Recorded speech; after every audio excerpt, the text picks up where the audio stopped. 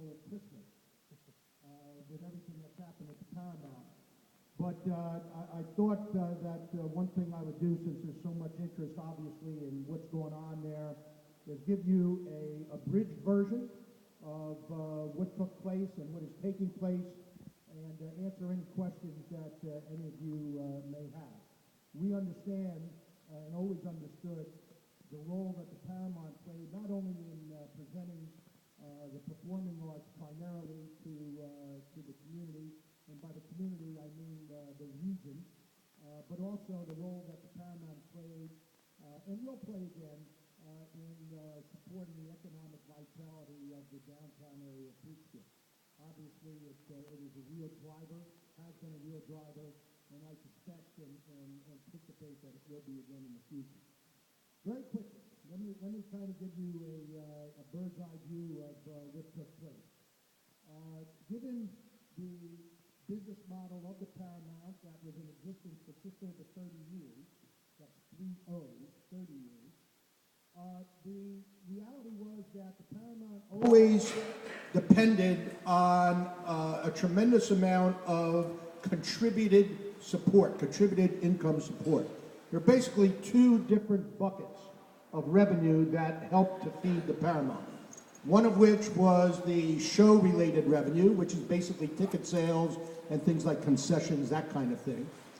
But the other thing that was really the lifeblood of the Paramount for its entire existence, and when I say the Paramount, I'm talking about the Paramount Center for the Arts organization, the nonprofit corporation, was on the contributed income side. And the contributed income is basically any other income that the Paramount was able to generate that was not directly show-related. Things like memberships, things like contributions, things like grants, things like sponsorships, those kinds of things. When the economy turned sour towards the end of 2008, that kind of, when we take a look back a little bit, that kind of was the point in time when it became more and more and more of a challenge for the Paramount, as well as many other arts institutions that were dependent on contributions, became a tremendous challenge for us to continue to generate the level of contributed income that was necessary to keep the organization rolling and to keep the organization viable. Just to give you an idea, when I talked about the show-related income, that income basically paid for the shows, meaning the artist fees, the production fees, those kinds of things. At the end of a given year, we may have shown a small profit, and when I say a small profit, I'm talking about a net of something under 5%. So it really was a pretty small margin on the show-related side of the ledger. On the contributed income side of the ledger, that was the money that was necessary to really pay the bills, to pay for the staff, to pay for the advertising, to pay for the marketing, to pay for all those things that were required to run the theater in a viable manner. Well, since the end of 2008 and the advent of the recession and the tough economic times, as I mentioned to you, the ability for us to generate the level of contributed income necessary really became more and more of a challenge. And just to give you an idea of what that challenge was, the Paramount needed somewhere in the vicinity of $450,000. That's $450,000 of contributed income on a rolling 12-month basis. It wasn't just a question of, okay, let's get $450,000 and we're good. Well, we're only good for a certain period of time because it was necessary to have that level of income on a rolling 12-month basis. We worked very hard, and when I say we, I'm talking about the staff and a number of the board members, not the least of which is Chuck Newman, who is at the table and an intricate part, not only of what the Paramount has been, but what the Chamber is, and really worked very hard to identify and to generate new sources of contributed income. We started, especially over the past year, on a very comprehensive fundraising effort that took in a number of different types of fundraising initiatives. The bottom line was, at the end of the day, we just were not able to generate the level of contributed income that was necessary. I'll give you an idea. I think most of you around this table probably were on the Paramount email list whenever we sent out email blasts. And as you would know, in August, we started out for the first time in our history, because we knew we were really being challenged. We started with a fund appeal. And that fund appeal, we put the number right out there. We need $300,000. $300,000 in order to continue our operation. Now, you say, well, people said after the fact that, well, we didn't know it was that bad. Well, when you're out there looking to generate money, you really have to be careful in terms of what you say and how you say it. If you say, my house is on fire, it's burning down, most people will run the other way.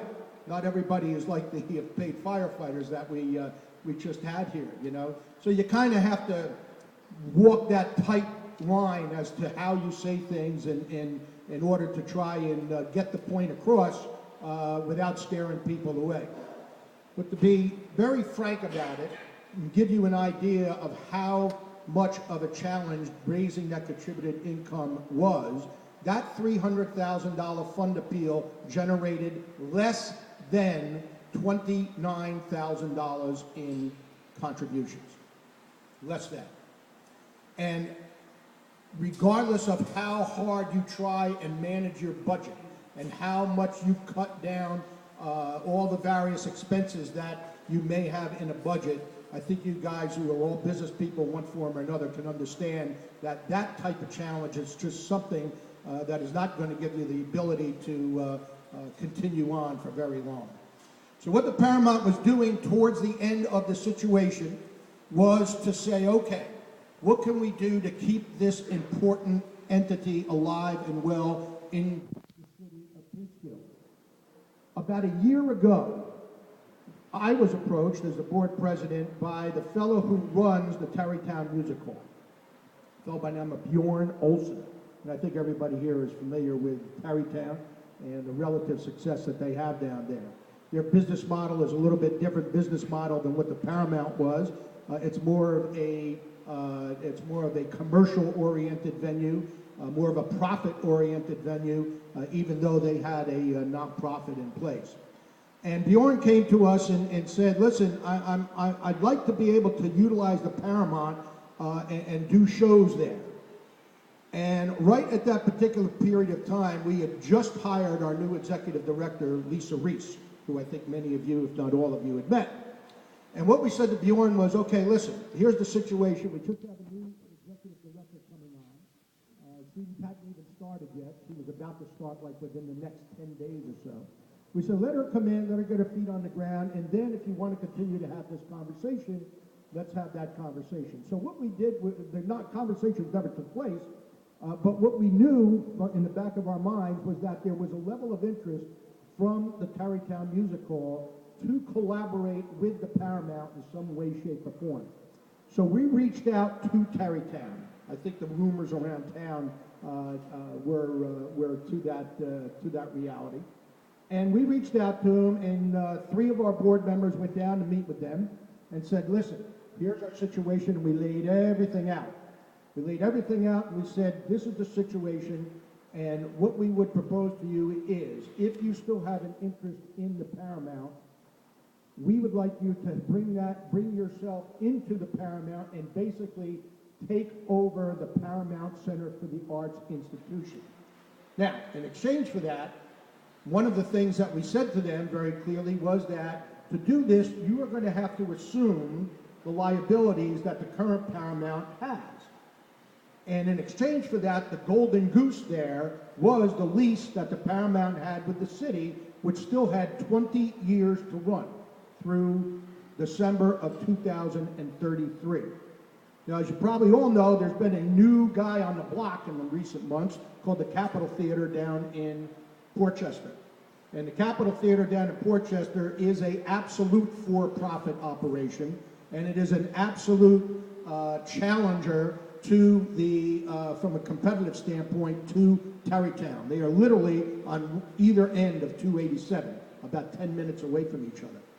So I think Bjorn saw the advent of the Capitol Theater as something that was, they needed to do some defensive posturing for. And make a very long story short, our conversations began with them, and they became more and more and more interested in collaborating with the Paramount. We had advised the city of this from day one, because actually the city owns the theater, as probably all of you know, and we wanted to make sure that we were not representing anything to a potential new operator that wasn't going to be able to be followed through on.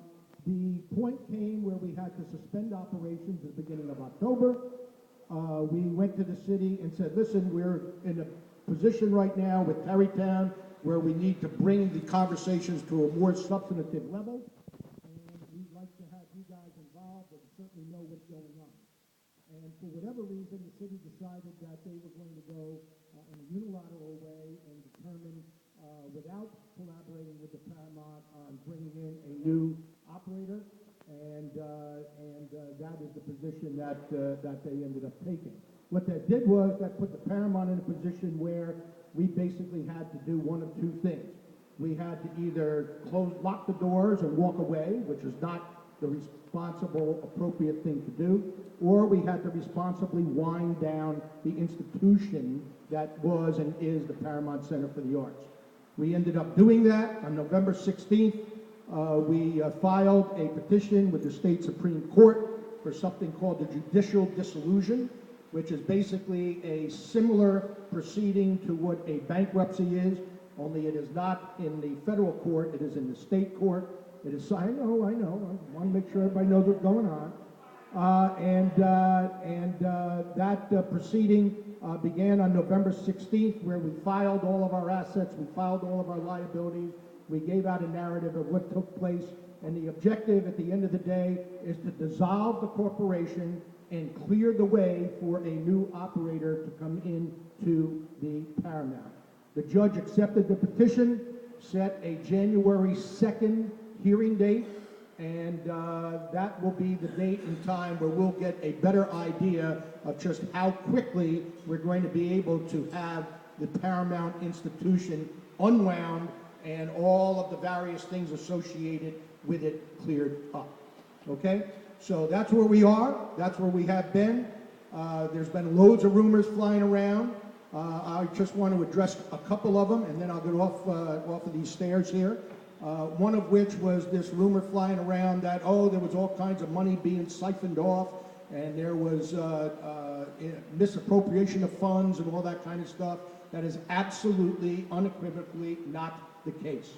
The Paramount's issues had nothing to do with any kind of mismanagement from that standpoint. The driver in leading us to where we are today was, as I mentioned to you before, the lack of the ability to generate the level of contributed income that was necessary.